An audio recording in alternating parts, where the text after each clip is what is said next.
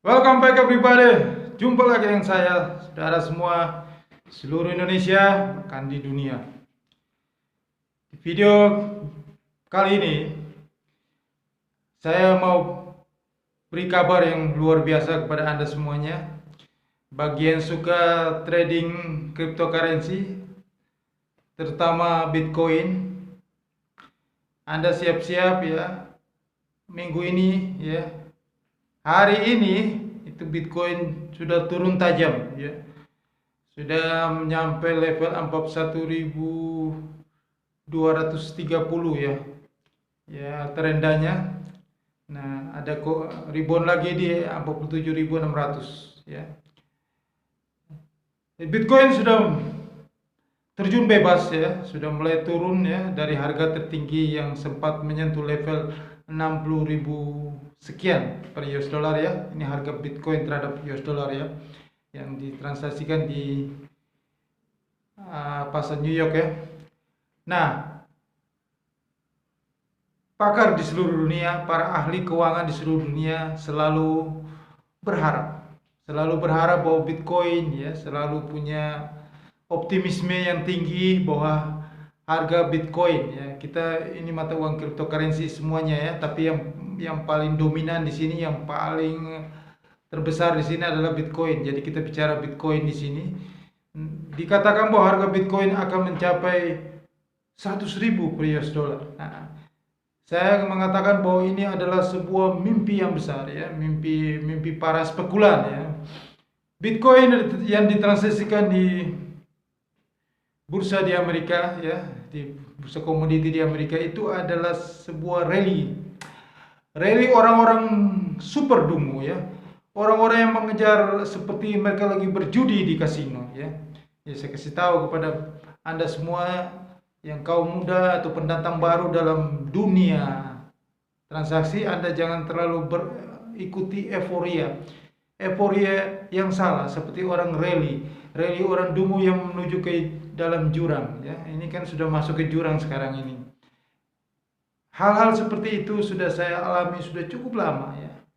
Pada tahun 2008 kasus di Indonesia sendiri, Anda bisa tahu sendiri, kita juga semua mengikuti rally orang dungu ya. Ya, harga ada salah satu perusahaan pertambangan batu bara terbesar ya, swasta di Indonesia ya.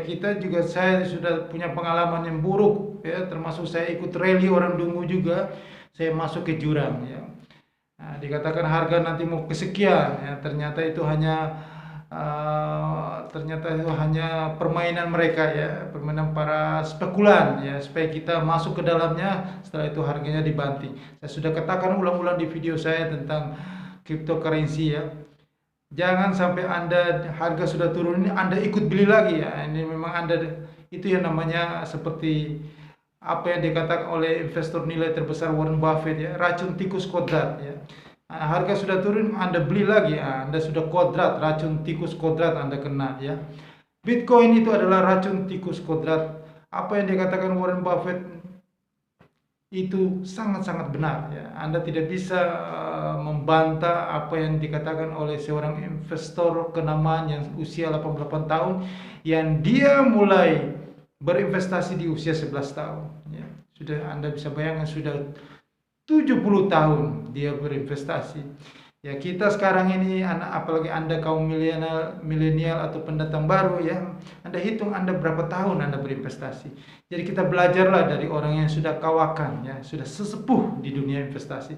Jika dia mengatakan itu panas mulutnya, dia mengatakan bahwa itu adalah racun tikus kodrat, dan ini sudah mulai terbukti ya.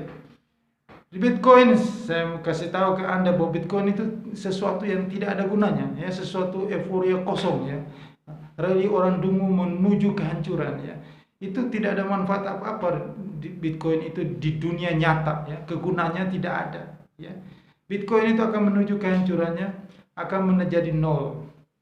Harganya akan menjadi nol, dan ini fakta, dan Anda buktikan nanti pada tahun 2022 ya. Anda jangan menyalahi video ini, tapi Anda simpan video ini untuk Anda tonton lagi di 2022. Saya katakan judul video ini adalah Gua bilang juga apa? Nanti tahun 2022 Anda lihat Bitcoin akan menuju harga nol. gue bilang juga apa, lu lihat aja ntar. Hari tahun 2022 Bitcoin akan menuju ke harga nol, tidak ada, dan selesailah itu Bitcoin. Ya, kenapa saya katakan begitu ya? Karena Bitcoin ini sesuatu yang tidak ada manfaatnya. Nah, ada salah satu bank terbesar, ya, institusi keuangan finansial terbesar di Swiss, ya, di Basel, di kota Basel, Basel, Swiss, mengatakan bahwa cryptocurrency, ya, semakin banyak digunakan, semakin banyak permintaannya di dunia ini, maka dia akan mempunyai efek, ya, punya dampak yang buruk. Dampak yang buruk adalah ketersediaannya, ya, karena Bitcoin ini semakin banyak digunakan, dia tidak bisa memenuhi permintaan itu, persediaannya tidak bisa di dalam jumlah yang banyak itu tidak bisa dipenuhi dalam waktu, ya, waktu dan kecepatan yang sama. Jadi pada intinya bahwa Bitcoin akan tidak bisa memenuhi permintaan. Karena satu waktu Bitcoin itu akan hilang kepercayaannya karena dia tidak bisa memenuhi permintaan yang banyak itu. Suatu mata uang, ya, dalam sistem yang besar ini dia harus bisa, ya, dia harus bisa itu memenuhi permintaan pasar, ya. Jadi dia harus, hal itu membuat dia itu jadi mata uang virtual ini punya kelemahan karena itu, ya, mata uang virtual cryptocurrency itu karena tidak bisa memenuhi permintaan itu, karena kepercayaan itu akan muncul karena jika bisa memenuhi permintaan, ya, bisa karena dari dan juga bisa mempertahankan nilainya. Tidak bisa, karena tidak bisa memenuhi permintaan itu, kelangkaan di pasar. Nah, makanya Anda bisa lihat sendiri harga-harga cryptocurrency, ya, mau Bitcoin, Ethereum, Dogecoin dan lain-lain, harganya tuh sangat fluktuatif sekali. Satu hari bisa naik sampai 10% dan turunnya bisa 10%. Mana ada suatu mata uang di dunia ini yang fluktuasi begitu, yang tidak stabil harganya. Ini sangat-sangat merugikan investor dan juga sangat-sangat menimbulkan ketidaknyamanan, trustnya akan hilang di sini. Nah, jika kepercayaan itu akan hilang, lambat laun itu akan menurunkan nilainya dan lambat laun akan menghilangkan mata uang itu tersebut. Jadi Bitcoin, ya, lambat laun akan hilang sendirinya karena dia tidak bisa mempertahankan nilainya dengan stabil di situ. Selain itu kepercayaan juga harus diperoleh. Dari mana? Dalam bentuk. Jadi kalau kepercayaan itu harus diperoleh dari mana? Dari kemampuannya. Kemampuan untuk apa? Memenuhi permintaan itu. Pemenuhan secara efisien, ya. Jika permintaan itu semakin banyak yang minta, mereka tidak akan mampu karena sangat tergantung dari penambang-penambang Bitcoin. Nah, itulah satu kelemahannya. Kepercayaan itu tidak bisa hilang seketika. Nah, disebabkan karena jadi kepercayaan itu kepada Bitcoin itu atau cryptocurrency itu satu waktu akan hilang. Karena apa? Karena sangat rawan ini Bitcoin, ya. Karena jaringan yang dilakukan oleh jaringan terdesentralisasi atau jaringan blockchain itu yang menjadi latar belakang dari cryptocurrency ini, ya itu sangat itu sangat tidak bisa efektif, ya, jaringan ini seketika bisa hilang, ya. Jadi jaringan ini juga punya potensi adanya penimbunan transaksi jika jumlahnya itu dalam waktu yang bersamaan dan jumlah yang banyak, ya.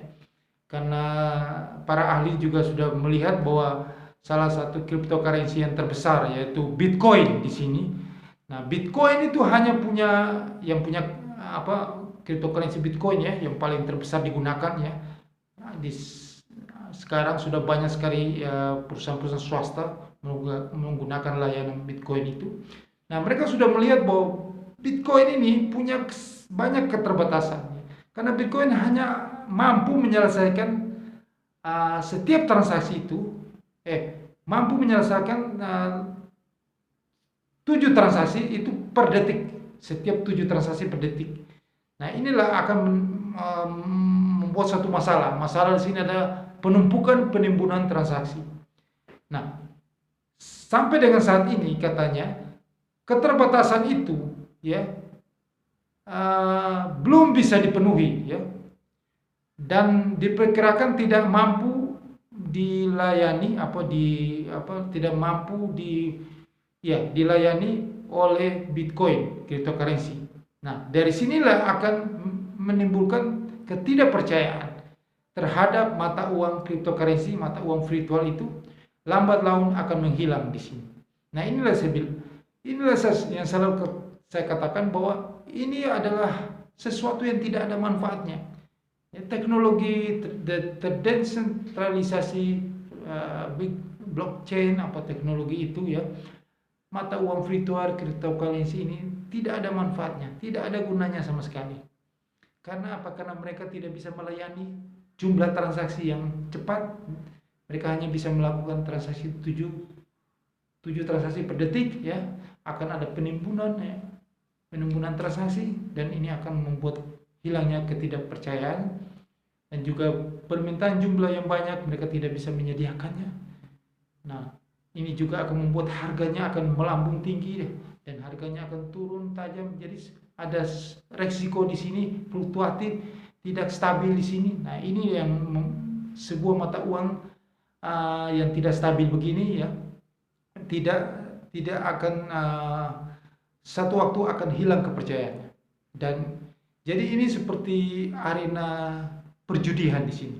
Nah, hanya di dunia ini sudah banyak sekali yang tidak bank-bank sentral yang sudah mulai ya menolak itu teknologi ini, Bitcoin ini, terutama di negara China yang sudah jelas-jelas keras menolak itu Bitcoin ya.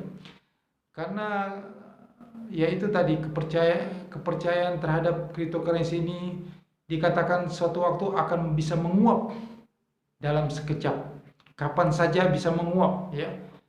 Karena apa? Karena itu istilahnya sistem yang terdesentralisasi ini yang melatar belakangi setiap transaksi yang direkam atau transaksi yang dijamin yang dijamin, semuanya itu transaksi ini sebenarnya itu tergantung dari para penambang Bitcoin itu. Jadi pemilik Bitcoin ini sangat bergantung ya, pemilik mata uang virtual ini sangat bergantung sekali, transaksi dia direkam atau dijamin keamanannya. Setiap transaksi dia itu ada kekurangannya. Karena apa? Hal ini disebabkan aktivitas itu tidak sama sekali membutuhkan, karena aktivitas yang penambang itu. Jadi sama yang menjamin transaksi dia, yang merekam transaksi dia itu menggunakan energi yang cukup banyak. Jadi sesuatu yang tidak murah di sini. Jadi sangat tergantung sama penambang itu. Nah, inilah kekurangan yang sangat riskan, yang berisiko bagi yang pemilik mata uang virtual atau cryptocurrency atau Bitcoin itu. Jadi saya rasa ini tidak ada manfaat ya dia menggunakan itu kan, karena kekurangannya banyak di sini ya. Dan dari kekurangan itu banyak sekali regulasi di dunia sudah menolak itu, terutama yang paling keras adalah Cina, karena memboroskan energi ya. Penambang itu sudah ditutup ya, sudah jadi dianggap itu ilegal, dan setiap transaksi cryptocurrency, Bitcoin, CS dan lain-lain itu sudah dilarang di negeri Cina. Di India, di beberapa negara semuanya sudah dilarang, dan nantinya institusi bank-bank sentral atau pemerintah di seluruh dunia akan membuat aturan regulasi yang melarang beredarnya Bitcoin dengan layanannya, transaksinya, dan juga penambang Bitcoin.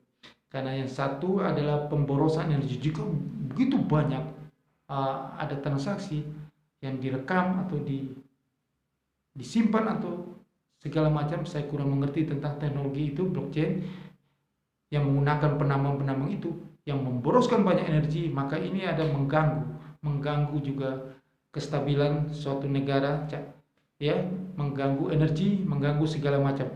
Dan yang satu lagi, bahwa yang paling keras dilarang oleh negara-negara, apalagi negara Cina, ya, negara-negara besar, ya, negara yang sistemnya komunis, ya, pasti akan melarang itu yang seperti Bitcoin tidak boleh tidak menggunakan identitas asli.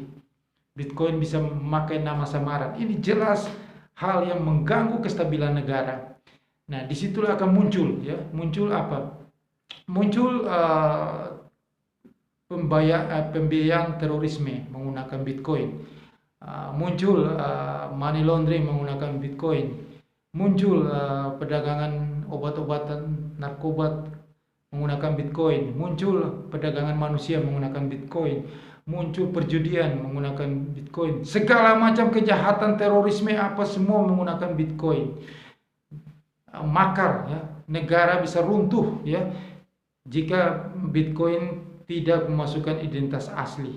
Bagaimana mau melacaknya?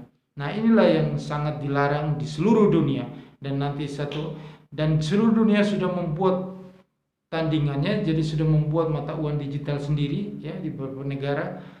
Nah, Amerika juga sementara lagi disusun, dan nanti jika semua negara, apalagi Amerika, membuat kebijakan itu, maka selesailah, tamat riwayat itu namanya cryptocurrency, Bitcoin, Dogecoin, Ethereum, Inul Akita, atau nama-nama yang gak benar itu selesai dan tamat riwayat.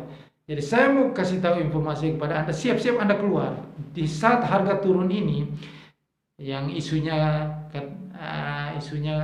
penurunan Bitcoin ini karena ada tapering off dari Bank Sentral The Fed, ya, makanya harga Bitcoin jatuh. Bukan itu saya katakan. Bitcoin sudah saatnya jatuh. Sudah saatnya jatuh tanpa tapering off, tanpa naikin suku bunga pun. Bitcoin saatnya nyungsep harganya. Sudah harus hilang dari peredaran. Karena Cina sudah melarang, negara-negara besar di dunia sudah mulai membuat regulasi untuk melarangnya. Karena apa? Karena mereka takut, ya. Karena pertama adalah perusahaan-perusahaan swasta besar seperti PayPal, ya, sudah bersinergi dengan cryptocurrency, ya.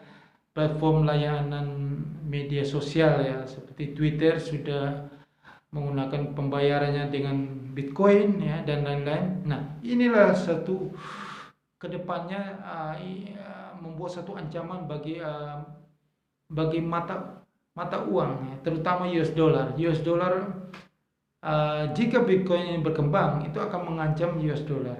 Maka satu waktu sudah saatnya Bitcoin akan dipangkas, dihajar habis sampai Bitcoin akan kembali menjadi nol. Bitcoin dan cryptocurrency-nya, segala macam. Jadi Anda jangan Anda terlalu euforia yang Anda sendiri tidak tahu manfaatnya. Jadi saya kasih di video ini, saya mau sharing, saya mau kasih edukasi kepada Anda semua bahwa manfaat yang tadi sudah saya utarakan itu tidak ada manfaatnya sama sekali, karena banyak sekali kekurangan prakteknya cryptocurrency, mata uang cryptocurrency itu, ya, tidak ada manfaatnya. Ya, sekarang juga Anda trading, Anda spekulasi di bursa komoditi, Bitcoin, Ethereum, dan lain-lain itu. Nah, kita contohnya Bitcoin aja, harganya sudah nyungsep dalam, dan harganya akan nol nantinya. Itu cuma sekarang Bitcoin tidak ada yang menggerakkan, sekarang sudah turun, ya. Siapa yang mau menggerakkan Bitcoin itu? Ya, Anda tunggu lagi nanti Elon Musk bicara lagi tentang Bitcoin atau apa, tunggu harganya naik. Kalau Elon Musk nggak bicara tentang Bitcoin, apalagi Elon Musk mengatakan bahwa saya sudah keluar dari Bitcoin, harganya habis tinggal nol.